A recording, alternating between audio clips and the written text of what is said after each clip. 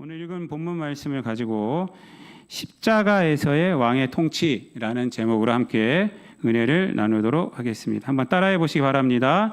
십자가에서의 왕의 통치. 오늘 우리는 교회력의 한 해를 이제 마감하고 또 새 영적 여정을 준비하는 그 왕이신 그리스도의 주의를 우리가 이 시간 맞이해서 하나님 앞에 영광을 돌리고 있습니다.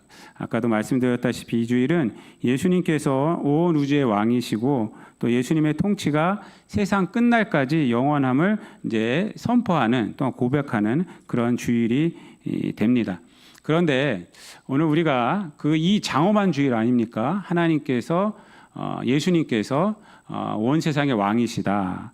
이 온 세상의 통치자이시다라고 이렇게 선포하는 날인데 사실 이제 본문 말씀이 좀 화려하고 좀 영광의 보좌이면 좋겠는데 그렇지가 않습니다. 오늘 우리가 함께 은혜를 나눌 본문의 장소는 어디냐면 십자가입니다.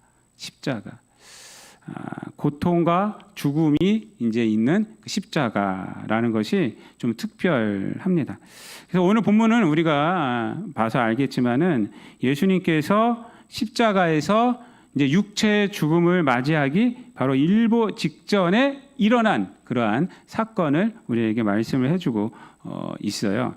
본문을 통해서 우리가 알 수 있는 것은 뭐냐면 예수님께서 십자가에 달리실 때 혼자가 아니라 좌우에 두 명이 더 있었다라는 것을 본문은 우리에게 말씀을 해주고 있습니다. 본문에 보면은 예수님 옆에 달렸던 사람들은 누구냐면 행악자라고 그래요. 행악자. 그래서 오늘 본문 말씀을 보면은 이렇게 말씀하고 있죠. 달린 행악자 중 하나는 이렇게 말을 하고 있고요. 그 위에도 보면은 32절에 또 다른 두 행악자도 사형을 받게 되어 예수와 함께 끌려갔다라고 이렇게 말씀을 해주고 있습니다. 이 행악자라는 것은요, 우리가 보통 말하는 죄인하고 좀 틀립니다. 죄인. 우리가 이제 성경을 보면서 이제 죄인, 나도 죄인이고 이런 얘기를 하지 않습니까?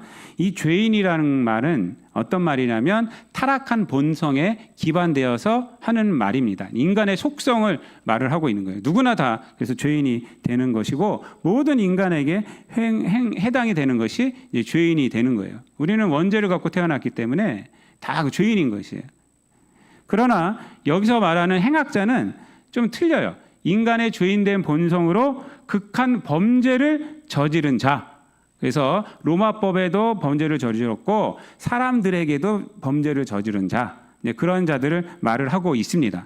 그래서 그냥 죄인이 아니라 행악자라는 것은 그 본성으로 죄를 지었다는 거죠.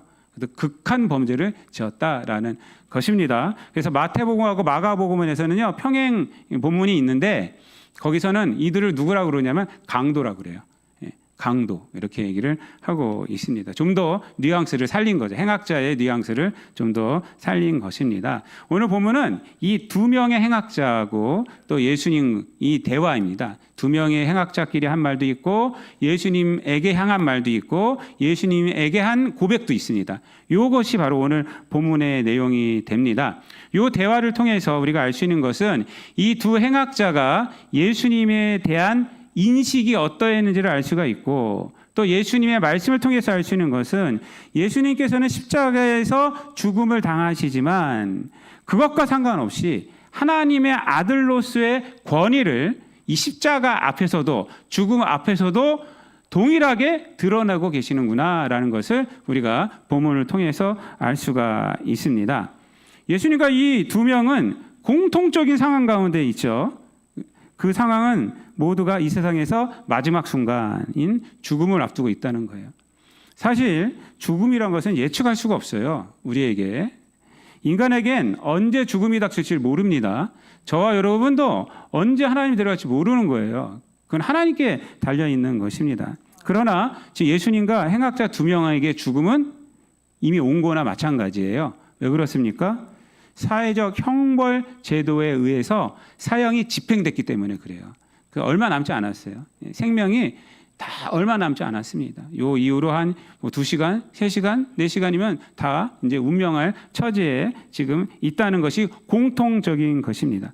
그런데 이 죽음의 순간에 예수님이 어떤 일을 하고 계시느냐? 사람들을 용서하고 계세요. 그렇죠? 34절 말씀에 보면은 다 같이 읽어볼게요. 우리가 본문 삼지 않았지만 읽어보겠습니다. 34절 시작. 이에 예수께서 이르시되 아버지 저들을 사하여 주옵소서 자기들이 하는 것을 알지 못함이니이다 하시더라. 그들이 그의 옷을 나눠 제비 뽑을세 이렇게 말합니다. 예수님이 무슨 일을 하고 있느냐? 이제 죽음이 너무 육체적인 죽음을 말합니다. 육체적인 죽음이 얼마 남지 않았는데 거기서 무슨 일을 하고 계시느냐? 용서하고 계세요. 용서. 예수님의 십자가의 죽으심이 우리에게 의미하는 것은 뭐냐면 신학적으로 의미하는 것은 예수님이 죽으심으로 우리의 죄가 용서함 받았다 이것이죠. 이것입니다. 그러니까 예수님이 하나님의 앞에 제물이 되셨다는 것입니다. 그래서 이제 그 제물을 받으시고 하나님께서는 우리에게 용서의 은혜를 부어 주시는 거죠. 그러나 오늘 예수님의 죽음 앞에서 예수님의 이 고백을 통해서 우리가 신학적인 의미가 아니라 인간 예수가 어떠한 분인지를 알 수가 있어요. 인간 예수가. 어떤 신학적인 의미뿐만 아니라 예수님은 우리와 똑같은 인간으로 이 땅에 오셔서 33년간 사시다가 지금 돌아가시는 거예요. 그렇죠? 그 인간 예수가 어떠한 분이신지를 이 고백을 통해서 알 수 있다는 것입니다. 지금 예수님은 인간적으로 억울한 판결, 억울한 형 집행을 당하고 있는 것입니다. 그럼에도 불구하고 이 고백을 통해서 알 수 있는 것은 뭐냐면 자기의 억울함을 호소하지 않고 억울함에 분노하지도 않고 오히려 자기를 죽음으로 몬 자들이 그 죄로 인해서 심판당하지 않기를 그러한 당하지 않기를 바라는 마음을 하나님 앞에 말하고 있는 거예요. 나를 이렇게 죽인 자들도 하나님 용서해 주셔서라고 지금 이렇게 고백하고 있는 것입니다. 그들의 죄를 용서해 달라는 거예요. 자기가 지금 당하고 있는데도 그럼에도 불구하고 그렇게 고백하고 있는 것입니다. 그래서 우리는 인간으로서의 예수님의 온전함을 볼 수가 있어요. 하나님 앞에서 인간 예수는 온전했다는 거예요. 여러분 온전하셨다는 것을 뭘로 알 수 있느냐면 이게 용서하는 것인데 이것이 뭐냐면 원수를 사랑하는 거잖아요. 원수를 사랑하는 거예요. 하나님께서 인간들 온전하라고 십계명을 주셨죠. 그 십계명을 613개로 나누어서 유대인들은 지키죠. 근데 그걸 다 지키지 못했어요. 근데 그것을 2개로 쪼면은 뭐라고 말씀하셨어요? 하나님을 사랑하고 이웃을 사랑하는 거예요. 예수님은 하나님을 뜨겁게 사랑하셨어요. 하나님께 주신 소명을 감당하는 거예요. 뿐만 아니라 이 사실을 통해서 알 수 있는 것이 뭐예요? 이웃을 사랑하는 거예요. 어떤 이웃? 원수들까지도. 원수들까지도. 지금 용서해달라고 빌고 있는 이 사람들은 누구냐면 자기를 조롱하고 있는 자들이에요. 자기를 십자가에서 못 박게 한 자들이에요. 지금 그런 자들을 용서해달라고 하는 거예요. 그러니까 원수를 사랑하는 거예요. 하나님 사랑하고 원수를 사랑. 이게 하나님 예수 그리스도의 인간 예수의 온전함입니다, 여러분. 온전함은 그래서 지식의 양이나 물질의 풍족함이 아닌 성품에 있는 거예요. 오늘날 이 세상에 문제가 왜 일어나는지 아십니까? 우리 삶에 문제가 왜 일어나는지 아십니까? 인간의 온전함을 쫓아 살아가지 않아요. 내가 온전해지려고 살아가질 않아요. 물질을 쫓아 살아가고 쾌락을 쫓아 살아가고 있어요. 거기서 문제들이 일어나는 거예요. 모든 관계의 문제는 다 거기서 일어나는 거예요. 우리가 이 온전함을 쫓아 살아가기 위해서 하나님을 정말 사랑하고 내 이웃을 정말로 사랑해야지, 나를 죽이려고 하는 원수까지도 내가 사랑해야지, 하나님 그런 믿음을 주세요 라고 하고 살아간다면 우리 문제가 없습니다. 원수도 사랑하는데 무슨 문제가 있겠어요? 아무 문제가 없어요, 여러분. 그러나 그렇지 않기 때문에 이 온전함이 우리 인생의 목적이 아니에요. 쾌락의 목적이고 이 땅 가운데에서 물질이 목적이고 내 마음대로 하는 것이 목적이 되기 때문입니다.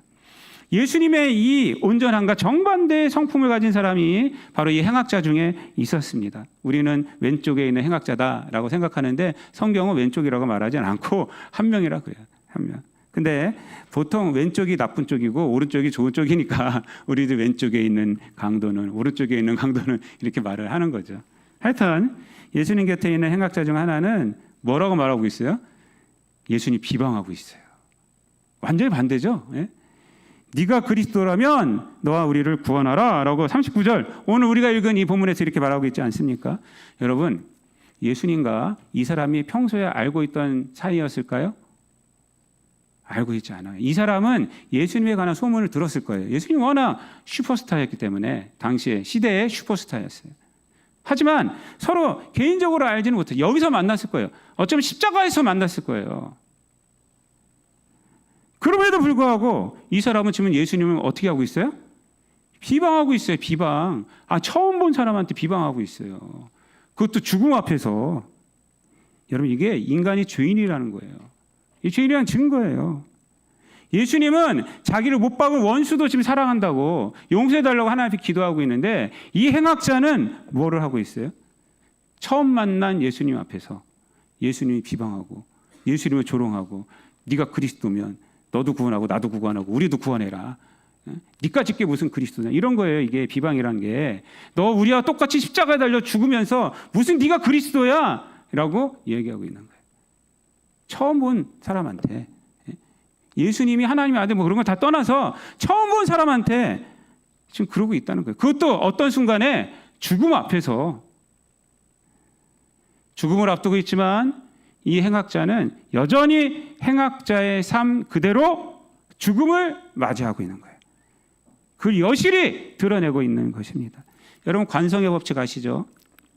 관성의 법칙은요, 뭐냐면 움직이는 물체는, 또는 가만히 있는 물체는 외부에서 가해지는 요인이 없는 한 계속 그 상태를 유지하려고 한다는 거예요. 움직이는 물체나 가만히 있는 것이나. 그래서 이거를 정지관성이라고도 하고, 또 하나는 운동관성. 관성이 두 가지가 있어요. 정지관성, 운동관성. 여기 뭐 선생님들이 많아갖고 더 이상은 제가 설명 안 할게요. 틀렸다가 말할까 봐. 여러분, 우리가 정지관성은 어떻게 우리가 알 수가 있습니까? 버스가 출발할 때 뒤가 몸이 어떻게 돼요? 이렇게 되죠. 이렇게. 왜 그래요? 버스는 출발하지만 우리는 여기 있고 싶다 이거예요. 버스 이만큼 갔는데 우리는 여기 있고 싶다. 이게 정지관성이에요. 쓸 때는 어떻게 돼요? 이렇게 되죠. 이렇게. 그거 뭐예요? 우리가 그거는 버스가 이제 쓰는데 우리는 가고 싶다는 거예요. 버스는 찍 섰잖아요. 근데 왜 이렇게 돼요? 나는 가고 싶다. 이게 관성 때문에 그런 거예요. 관성 때문에. 여러분, 삶에도 관성이 있습니다. 지금 어떻게 살아가느냐가 내 삶을 이끌어가는 거예요. 그래서 어려서부터 신앙적인 생각과 신앙적인 행동으로 살아가야 하는 겁니다. 살아가야 돼요. 그러면은 그 관성을 유지하게 돼 있어요. 관성을 유지하게 돼요. 여러분들도 마찬가지예요. 그렇게 살아가야 돼요. 그러면 그 관성을 쭉 유지하게 됩니다. 나중에 자신이 살아온 삶의 속도를 변화하는 것은요, 쉽지가 않아요. 우리가 좋은 글귀 있고 무슨 뭐 좋은 생각이 있고 뭐 명언을 읽고 이러면요, 그렇지 하고 끄덕이고 우리의 삶은 계속 가는 거예요. 내가 살던 대로 가는 거예요. 그냥 머리만 커질 뿐이에요. 머리만 커. 왜? 삶의 관성대로 갈 수밖에 없어요. 우리는. 그래서 똑똑한 나쁜 사람이 되는 거예요. 좋은 나쁜 사람, 뭐 이렇게 되는 거예요. 좋은 나쁜 사람. 여러분, 인생에서 삶의 관성이 바뀌는 삶의 요인이 있기는 있습니다. 그것은 진짜 정말 힘든 일이 나에게 닥쳤을 때, 그때 내 삶의 관성이 멈춰지게 돼 있어요. 너무 고난 가운데 있으면요, 못 갑니다. 거기서 자기 인생을 바라보게 되고 그래요. 죽음 앞에서도 그렇게 돼요. 내일 내가 죽는다? 그렇게 되면요, 그런 생각들을 합니다. 그러나 이러한 요인이 있어도 근본적으로 변한다는 것은 쉽지가 않아요. 다 그런 것이 있으면 다 변합니까? 그렇지 않아요. 그래서 세상 사람들이 사람 안 변한다 막 이렇게 얘기하는 거예요. 그래서 강아지 키우는 거예요. 강아지. 그런데 성경은 성령의 능력으로 변한다고 해요. 그래서 인간으로는 변하지 못하지만 성령께서 임하시면 변합니다. 삶의 관성을 멈추게 하고요, 확 바꿔버려요. 우리라고 회개케 하고요, 눈물 나오게 하고요. 메타노이아가 뭔지 아세요? 회개란 단어 헬라어. 그게 뭐냐면 우리 삶을 되돌아보는 거예요. 삶을 방향을 바꿔버린다는 겁니다. 성령께서 임하시면 그래요. 우리 삶이 다 바뀌게 됩니다. 여러분, 예수님께 비방하는 이 행악자가 정말 안타까운 것은 죽음 앞에서도 자신의 인생을 돌아보지 못하고 삶의 관성의 속도를 그대로 유지한 채 있다는 것이고요. 더군다나 누구 앞에서? 자기 인생을 바꿔줄 수 있는 예수님 앞에서 오히려 예수님을 비방하고 죽음을 맞이하고 있다는 거예요. 이게 너무나도 안타깝습니다. 이것이. 오늘날도 마찬가지예요. 예수님이 이 땅에 오셨죠. 그 오셔갖고 다 이 구원을 다 이루어 주셨지 않습니까? 그 믿으면 구원받는다니까요. 우리가 다니엘 21일 기도가 끝났어요. 뭐 다니엘 21일 기도에 다니엘 기도에 뭐 여러 가지 얘기들이 많아요. 뭐는 어떻고 뭐 지금 뭐 난리가 났더라고요. 막 보니까 이 잘못됐다 뭐 어쩌다 하는데 저는 뭐 그렇게 생각하지는 않아요. 하여튼 근데 그 간증들이 다 들어오면 어떤 간증이냐? 주님이 나의 삶을 바꿔주셨다 이거예요. 경제적인 것도 주님 은혜 가운데서 내가 다시 일어날 수 있었다 이렇게 말하는 것이고, 내가 죽으려고 했을 때도 주님을 만나서 내가 바꿔졌다는 거예요. 삶의 관성이 다시 바뀌어졌다는 거예요. 누구 때문에? 예수님 만나서. 예수님 만나면 우리가 바꿔집니다. 여러분, 오늘 본문 말씀 속에서 이 편의상 왼쪽에 있는 행악자 말고 오른쪽에 있는 행악자는 완전히 다른 모습을 보여주고 있잖아요. 그는 죽음의 순간에 예수님 앞에서 그가 살아온 삶의 관성은 완전히 멈춰버렸습니다. 그는 오히려 왼쪽에 있는 이 행악자를 비방하는, 예수님이 비방하는 행악자를 꾸짖습니다. 야, 우리는 우리 죄 때문에 그런 거야. 근데 이 사람은 아니야 라고 말하면서 말하고 있는 것이 뭐라고 지금 말을 하고 있습니까? 이렇게 말해요. 41절 다 같이 있습니다. 시작. 우리는 우리가 행한 일에 상당한 보응을 받는 것이니 이에 당연하거니와 이 사람이 행한 것은 옳지 않은 것이 없느니라. 이렇게 말해요. 이 사람이 행한 것은 옳지 않은 것이 없느니라. 여러분, 예수님에 대한 이 놀라운 고백, 예수님의 인간의 삶이에요. 33년 사셨어요. 청년 예수로 돌아가신 거예요. 그렇죠? 근데 33년 동안 살아오면서 이분이 행한 것은 다 옳다는 거예요. 다 옳다는 거. 대단한 거 아닙니까? 그러니까 인간 예수의 삶을 인정하고 있는 거예요. 여러분, 공자님이요. 60을 뭐라고 그랬어요? 40을 뭐라고 그랬어요? 불어. 50은 지천명. 60은 제가 많이 얘기했는데 상식적으로 하시라고.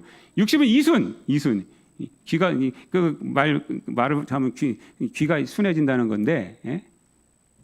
이순이 뭐냐면 모든 것을 다 들어도 다 이해를 한다는 거예요. 다 이해를 한. 저는 그 인격적으로 봐요. 우리는 모든 것을 들으면 어떻게 돼요?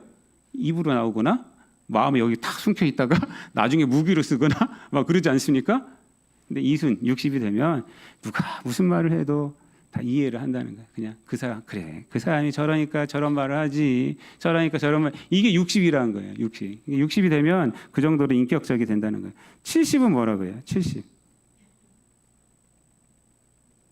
70은 종심이라고 해요. 종심소욕 불유구라고 말합니다. 이게 무슨 이야기냐면 자기 마음대로 행동해도 도에 지나침이 없더라 이거예요. 그러니까 자기가 마음대로 행동해도, 자기가 뭐 아무렇게나 행동해도 도에 지나침이 없더라라는 거예요. 그만큼 성숙하다는 거예요. 우리들은 마음대로 행동하면 어떻게 돼요? 쫓겨나죠. 여기서 경찰 부르다가 마음대로 하면 그렇게 되는 거예요. 근데 종심소욕 불유구라고 해서 이제 70 정도 되니까 야, 내가 아무렇게나 해도 다 도에 지나침이 없고 다 괜찮더라 이런 거예요. 지금 이 사람이 예수님께 하는 말이 뭐냐면 종심을 이루셨다는 거예요. 이 사람은 33년의 인생, 짧은 인생 사셨지만 아무렇게나 행동해도 다 의로웠어. 무슨 말을 해도 의로웠고 무슨 행동을 해도 다 의로웠어. 이라는 것입니다. 여러분도 이런 인생 되시기 바랍니다. 예? 무슨 행동을 해도 많은 사람들이 야, 저 사람은 무슨 행동을 해도 다 의로워. 이 정도는 돼야죠. 우리 기독교인들이. 그 정도 인격적으로 돼야 합니다. 근데 이 사람의 고백이 예수님의 이 인간의 삶을 인정하는 것도 대단하지만 더 놀라운 것은 그 다음입니다. 그 다음에 이렇게 얘기를 해줘. 42절 다 같이 있습니다. 시작. 이르되 예수여 당신의 나라에 임하실 때에 나를 기억하소서. 이렇게 고백을 하고 있다는 것입니다. 이 말은요 대단한 고백입니다. 이 고백은 뭐냐면 예수님께 자신의 존재를 다 맡기는 거예요. 존재. 근데 사실 지금 죽음이 멀리 남지 않았잖아요.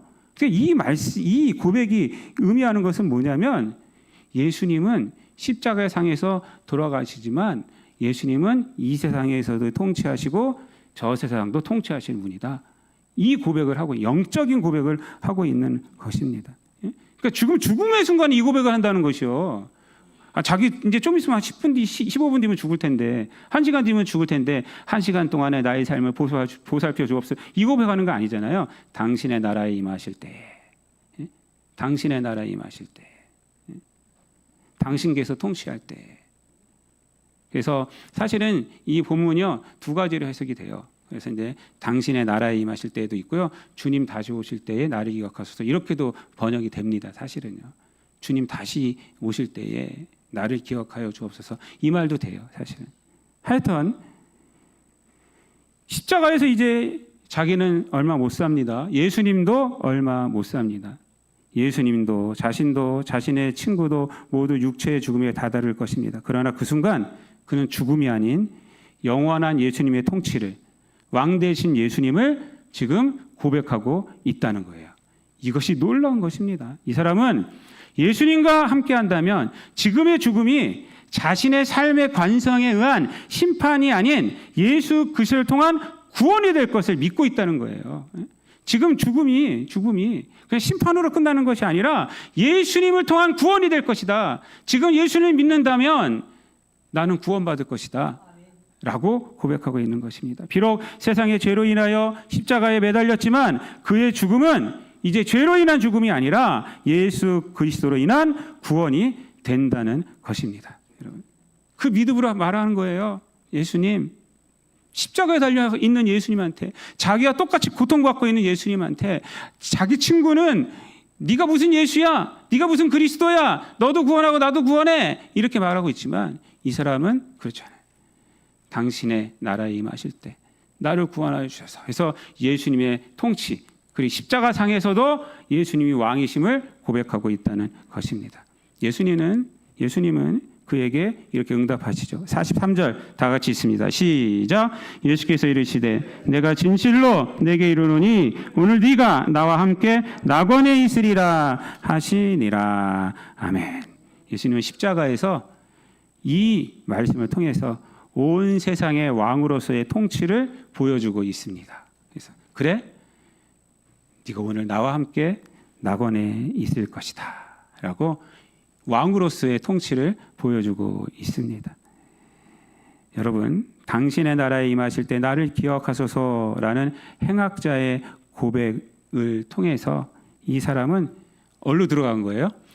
자기의 삶의 결과가 아니라 예수 그리스도의 통치 안으로, 예수 그리스도의 은혜 안으로 지금 들어가게 된 것입니다.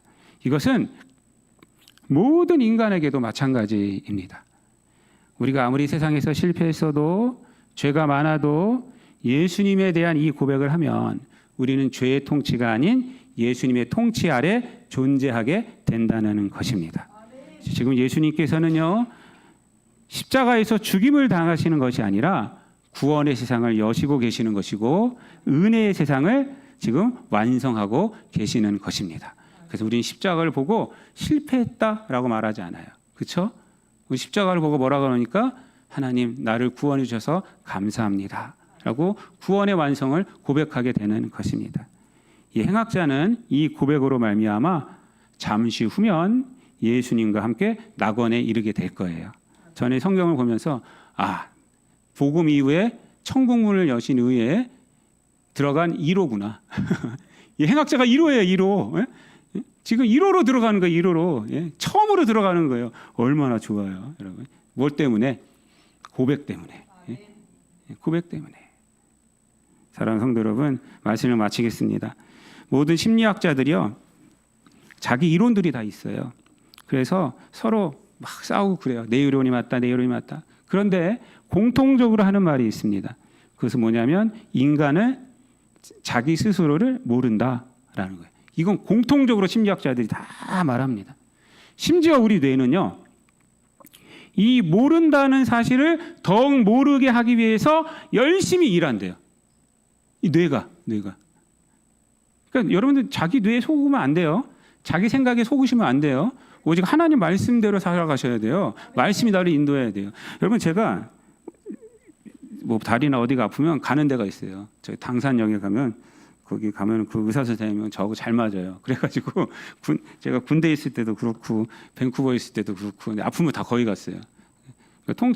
통증 뭐 의학과 그분이 우리나라 처음을 하신 분이에요. 그래서 명의라고 해갖고 TV도 나오고 막 그러신 분인데 그분이 가면은 저한테 하는 말이 그랬어요.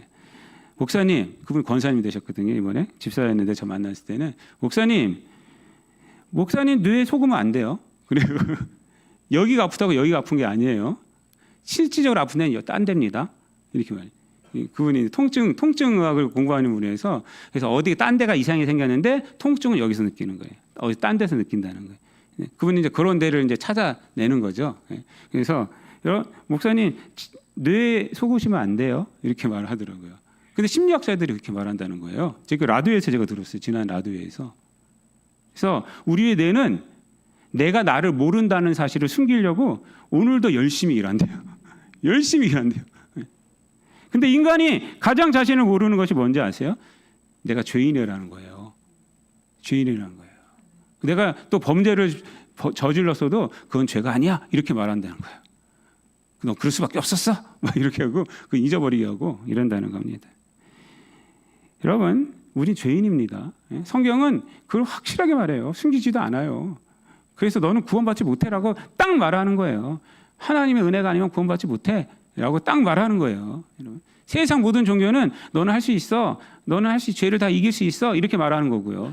그래서 다른 쪽으로 막 나가게 하는데 다 헛수고 예수님 안 믿으면 안 되는 거예요. 여러분, 세상이 아무리 발전해도 그 발전이 여러분 좋습니까? 좋은 것도 있고 하지만 무서워요. 왜 무섭습니까? 인간이 죄인이기 때문에 그래요. 그걸 다루는 인간이 죄인이기 때문에. 노벨이 다이너마이트를 발명했지 않습니까? 그게 왜 그러냐면 광부들이 일하는데 너무 불쌍한 거야. 막 죽고 막 그런. 그래서 다이너마이트를 발명한 거예요. 그랬는데 이 다이너마이트로 뭐가 일어났어요? 전쟁이 일어나기 시작했어요. 전쟁이. 그래서 노벨이 그거 보고 충격을 받고 만든 게 노벨 평화상이에요. 처음에 노벨 평화상품이 없었어요. 지금 노벨상이 많아졌지만 그래서 노벨상이 생겨난 거예요. 그래서 여러분 AI가 막 발전하고 있어요. 여러분 막 사람들이 무서워하고 있어요. 사람 왜 무서워해요? AI가 얼마나 우리에게 편리한 걸 많이 줍니까? 그렇죠? 그것이 로봇 위에 올라가는 순간, 전쟁 로봇 위에 올라가는 순간, AI는 뇌 아닙니까? 뇌 올라가는 순간 이 세상 어떻게 될 것 같아요? 막 이제 군인들 모집 안 해도 돼요. 공장에서 찍어내고 AI 타고 해놓으면 명령대로 잘해요. 거기는 죽이려면 죽이고 우리 인간은 마음이 연약해서 죽이지를 못해요. 로봇은 그런 게 어디 있어요? 그래서 사람들이 지금 AI 윤리 강령 이런 거 다 만들고 있어요. 여러분 핵폭탄이 만들어졌을 때 어떻게 됐어요, 여러분? 그래서 지금 핵폭탄 만들지 말자는 그런 조약들 지금 갖고 있는 거 없애라니까 안 없애니까 서로 또 견제를 해야 되기 때문에 지금까지 만든 거는 괜찮다. 그러면 서로 견제하고 있는 거예요. 앞으로 만들면 안 된다. 그런 거예요. 그래서 북한이 자꾸 만들려니까 만들지 못하게 하는 거예요. 왜? 이것을 자꾸 만들다가 핵폭탄이 터지면 어떻게 되겠어요? 다 죽는 거예요. 다 죽는 거. 인간이 악하기 때문에 기술의 발달을 인간의 윤리가 못 쫓아가요. 항상 인간의 윤리는 그 뒤에 나타나요. 뒤에. 한번 시행착하고 나서 나타나고 시행착하고 나서 나타나. 근데 핵폭탄이나 AI 같은 경우는 인류가 다 멸망시킨 다음에 하는 거예요. 그 왜 그렇습니까? 인간의 죄 때문에 그래요. 죄 때문에 그런 거예요. 죄 때문에 무서운 거예요. 그러니까 우리는 죄의 간성을 깨내야 합니다. 근데 깨낼 수가 없어요. 예수님은 이 죄의 간성을 깨내기에 필요하고 충분한 조건이 되십니다. 여러분 행악자 한 사람은 구원자 되신 예수님이 곁에 있는데도 끝까지 이 죄의 간성을 깨지 못하고 행악자로 죽었습니다. 그러나 다른 한 사람은 예수님을 통해서 죄의 관성을 깨내고 죽음이 아닌 예수님의 통치 안으로 들어갔습니다. 교회력의 한 해를 마무리하는 이 왕 대신 그리스도주의를 맞이해서 우리들도 이 사람이 말한 것처럼 예수여 당신의 나라에 임하실 때 나를 기억하소서라는 이 깊은 고백을 하셔서 사나 죽으나 예수 그리스도의 통치 아래에서 살아가는 저와 여러분 되시기를 우리 주님 예수 그리스도의 이름으로 축원드립니다. 기도하겠습니다. 사랑과 은혜가 풍성하신 하나님, 우리의 죄의 간성을 깨내는 것은 우리의 노력도 아니요 바로 예수 그리스도를 믿는 것임을 오늘 말씀을 통해서 보았습니다. 행악자로 죽는 것이 아니라 우리가 주의 은혜를 받고 우리가 주의 통치 아래에서 살아감으로 영원한 주의 은혜 가운데 살아가는 우리들 되게 하여 주옵소서. 한 행악자가 예수여 당신의 나라에 임하실 때 나를 기억하소서라는 이 고백을 통해서 예수님과 함께 낙원에 거하게 된 것을 우리가 잊지 않게 도와주시고 우리도 예수 그리스도의 통치 아래에서 사나 죽으나 살아감으로 예수의 온전한 성품을 이루며 살아가는 무슨 일을 해도 무슨 행함을 해도 의롭게 되는 우리들 되게 하여 주옵소서. 감사드리며 예수님의 이름으로 기도드리옵나이다. 아멘.